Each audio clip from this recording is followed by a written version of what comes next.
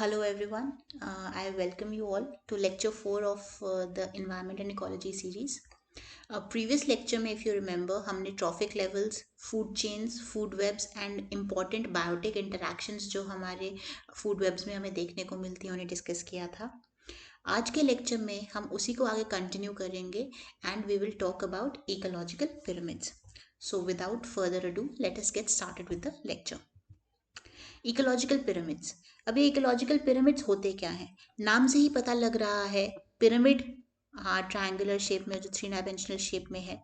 तो ये pyramidal representation जो है ट्रॉफिक लेवल्स की, जो आपके डिफरेंट ऑर्गेनिजम्स ऑक्यूपाई करते हैं इकोलॉजिकल पोजीशन के हिसाब से, उसे कहा जाता है इकोलॉजिकल पिरामिड. यानी बेसिकली जब हम अपनी फूड चेन को या जब अपनी सिंपल जो लीनियर फूड चेन थी उसको हम एक पिरामिड की फॉर्म में दिखाते हैं तो वो जो है बेसिकली एक इकोलॉजिकल पिरामिड बन जाता है. प्रोड्यूसर से फाइनल कंज्यूमर तक जब हम जाते हैं, जैसे मैं बोलती हूँ मेरा प्लांट है,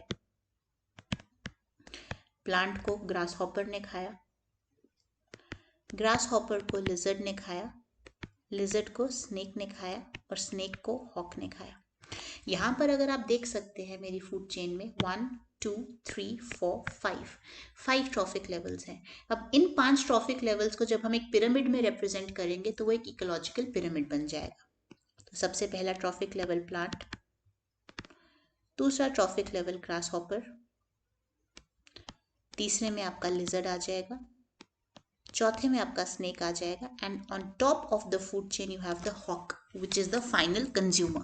सो बेसिकली हमने क्या किया, हमने आपके ऑटोट्रॉफ से लेकर टॉप मोस्ट फाइनल हेट्रोट्रॉफ तक जो है एक पिरामिडल रिप्रेजेंटेशन में हमने बता दिया कि किस तरह से जो है आप जो आपकी कंजम्पशन है वो हो रही है, किस तरह से जो ऑर्गेनिजम्स हैं पोजिशन ऑक्यूपाई कर रहे हैं. तो बेसिकली क्या है, it consist of a number of horizontal bars depicting specific trophic levels. ये जो हॉरिजॉन्टल बार्स हैं, जो हमने हॉरिजॉन्टली इसको डिमार्केट किया है, ये बेसिकली आपके स्पेसिफिक ट्रॉफिक लेवल्स दिखा रहे हैं.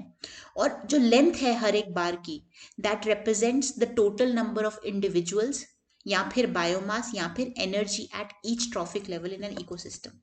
तो बेसिकली ये जो लेंथ है ईच बार की, ये क्या रिप्रेजेंट करेगी, या तो वो नंबर बताएगा, या तो वो बायोमास बताएगा, या फिर वो एनर्जी बताएगा. और इन्हीं 3 के बेसिस पर जो है हमारे इकोलॉजिकल पिरामिड्स जो हैं क्लासिफाई होते हैं. Pyramids of number, pyramids of biomass, pyramids of energy या प्रोडक्टिविटी. ये देखिए 3 कैटेगरीज, इन्हीं 3 चीज़ों के बेसिस पर कि आपका जो हॉरिजॉन्टल बार है वो रिप्रेजेंट क्या कर रहा है, उसके बेसिस पर जो है हम अपने इकोलॉजिकल पिरामिड्स की क्लासिफिकेशन दे सकते हैं. जो आपका फूड प्रोड्यूसर होगा वो बेस ऑफ द पिरामिड होगा और जो टॉप मोस्ट कार्निवर होगा वो टिप होगा.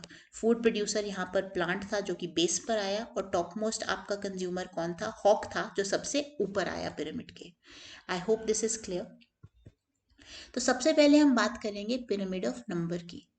Pyramid of number as the name suggest कि यहाँ पर हम जो है इंडिविजुअल्स की गिनती कर रहे हैं कि हर एक ट्रॉफिक लेवल पर कितने इंडिविजुअल्स जो है आपके लाई कर रहे हैं.